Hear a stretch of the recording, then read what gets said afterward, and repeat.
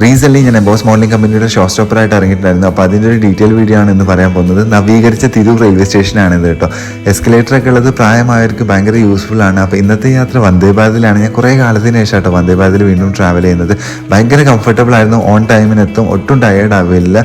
അത് തന്നെയാണ് ഈ വന്ദേ ഭാരതിൻ്റെ ഏറ്റവും വലിയ പ്രത്യേകതയായിട്ട് എനിക്ക് തോന്നിയിട്ടുള്ളത്. അപ്പോൾ ഇതിൻ്റെ ഒരു ഡീറ്റെയിൽ ആയിട്ടൊരു വീഡിയോ ഞാനൊരു ഷോർട്സ് വീഡിയോ ആയിട്ട് പോസ്റ്റ് ചെയ്തിട്ടുണ്ടായിരുന്നു. നമ്മൾ ഓൺ ടൈമിന് തന്നെ കൊച്ചിയിലെത്തിയിട്ടുണ്ടായിരുന്നു. കൊച്ചിയിലെത്തി ഞാൻ ആദ്യം ഓടി പോവുക മുഗൾ റെസ്റ്റോറൻറ്റിലോട്ടാണ്. വേറെ ഒന്നല്ലാതെ ഈ ഒരു ഐറ്റം കഴിക്കാൻ വേണ്ടിയിട്ടാണ് സേമിയട വിത്ത് ചായ.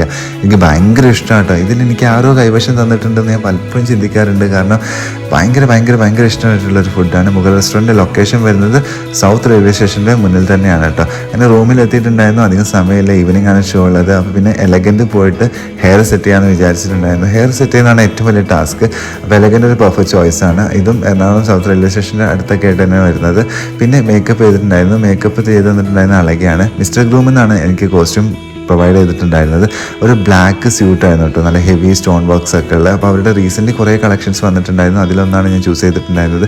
വെന്യൂവിൽ എത്തിയിട്ടുണ്ടായിരുന്നു. അപ്പോൾ നമ്മുടെ സ്ലോട്ടിന് വേണ്ടിയിട്ട് മോഡൽസ് എല്ലാം കാത്തു നിൽക്കുകയാണ്. ഓരോ മോഡലിംഗ് കമ്പനീസ് അവിടെ വാക്ക് ചെയ്യുന്നുണ്ട്. അങ്ങനെ ഒരു സ്റ്റേജിൻ്റെ പിന്നവർ കാഴ്ചകളാണത്. ശരത്തും ഷിനാസും സമുദം എല്ലാം ഉണ്ടായിരുന്നു കേട്ടോ. വീഡിയോ എടുക്കുന്നുണ്ടിട്ട് അവർ തംസപ്പ് ഒക്കെ തരുന്നുണ്ടായിരുന്നു. അപ്പോൾ മോഡൽസൊക്കെ അവരുടെ സ്ലോട്ടിന് വേണ്ടി വെയിറ്റ് ചെയ്യാണ്, അവർ ടേൺ വരാൻ വേണ്ടിയിട്ടൊക്കെ. അപ്പോൾ ഇത്രയധികം കഷ്ടപ്പെട്ടിട്ടാണ് ഓരോ മോഡൽസ് ഒരു സ്റ്റേജ് ചെയ്യുന്നത്. അപ്പോൾ എല്ലാവരും ഒന്ന് പ്രോത്സാഹിപ്പിക്കുക.